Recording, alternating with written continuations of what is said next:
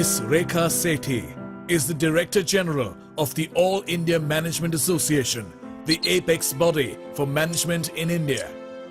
An English literature graduate, also educated in advertising and marketing, she took charge of AIMA in 2008 post a successful stint with the Confederation of Indian Industry.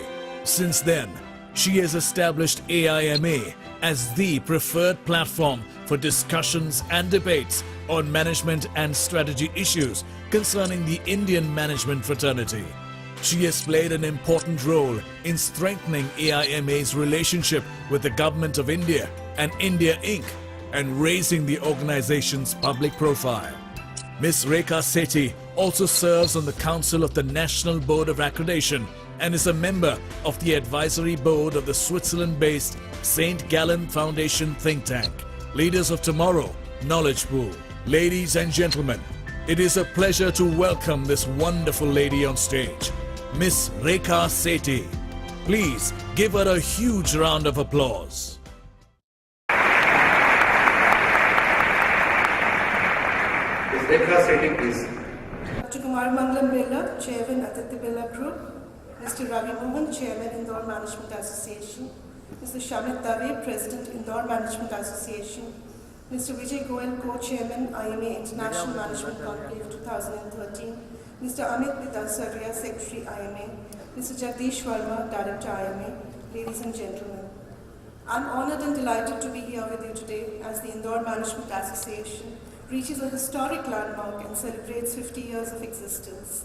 It is a huge achievement to stay relevant in an ever-changing environment for half a century. Many congratulations to the present and the past leaders and members of IMA who have made IMA what it is today. Thank you, IMA, for inviting me. I'm extremely impressed by what I see before me today and extremely honored to be here. I feel privileged to share the dais with Mr. Kumar Mangalam Birla. He is very special to me and to IMA. His association with IMA runs deep. IMA has had the honor of conferring the IMA J.R.D. Tata Corporate Leadership Award and the IMA Managing India Award on him. He has been IMA's jury chairman and has also shared his views on leadership by authoring an exclusive article for IMA's recently published book titled Leaders in Leadership. I'm sorry today to miss Mr. Murthy today, who was the chairman of the jury. My association with Mr. Murthy also goes back a long way. I've known him for many years now, well before I joined IMA, and have always admired his wisdom, integrity, and humility. He's been a great source of inspiration, and I will always be grateful for his support and encouragement, especially when I took over IMA. He chaired IMA's National Conference on Public Governance and thereby set a new agenda for the organization. In absentia, my best to Mr. Murthy. Mr. Birla has been a close friend of IMA for several years now. He took time out of his busy schedule on several occasions to grace IMA platforms, be it a book release function organized by IMA for Professor Nirmalya Kumar's latest book, or an award function or a jury meeting. His presence has always been inspiring with his insightful and perceptive contributions. Thank you, Mr. Birla, for being a friend of IMA and for always being there for us. I would like to congratulate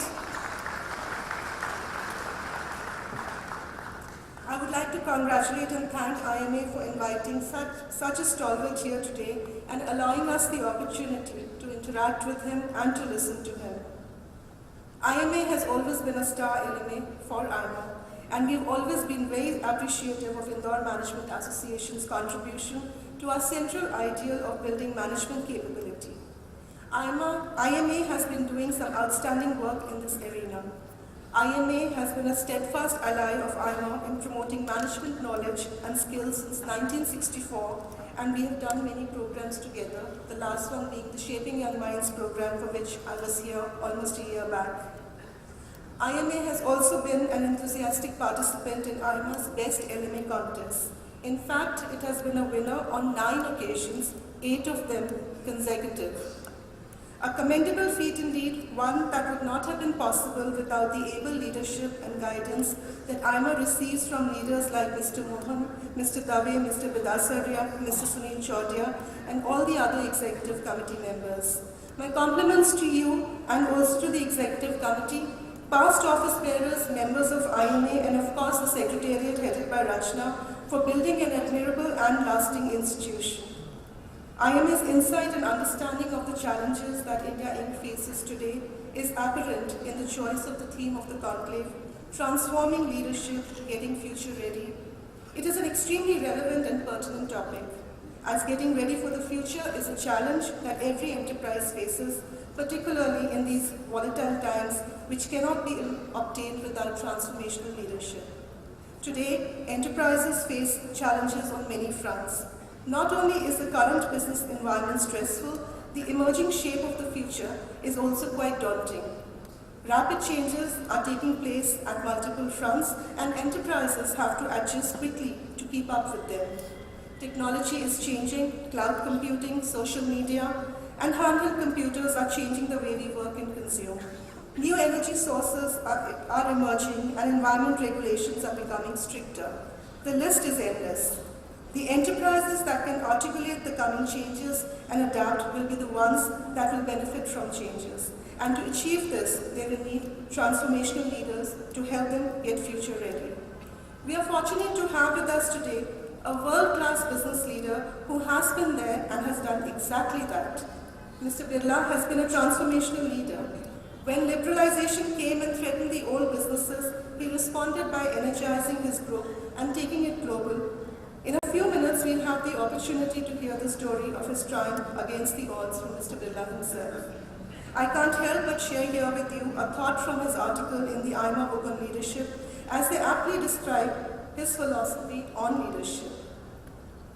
Mr. Birla says, and I quote, "At times, life's turning points occur gradually. Sometimes, like lightning, they strike suddenly, a bolt out of the blue. How one fares depends on the responsiveness of individuals and the degree of awareness, powers of observation, and sensitivity to the event." These words perfectly sum up the task of Indian business leadership, and we will wait to hear more from the author directly in a short while. Closer home at IMA, we constantly endeavor and try to do our utmost to assist Indian managers to stay current and future ready. Recently, we concluded a global advanced management program in Shanghai for senior managers across various sectors.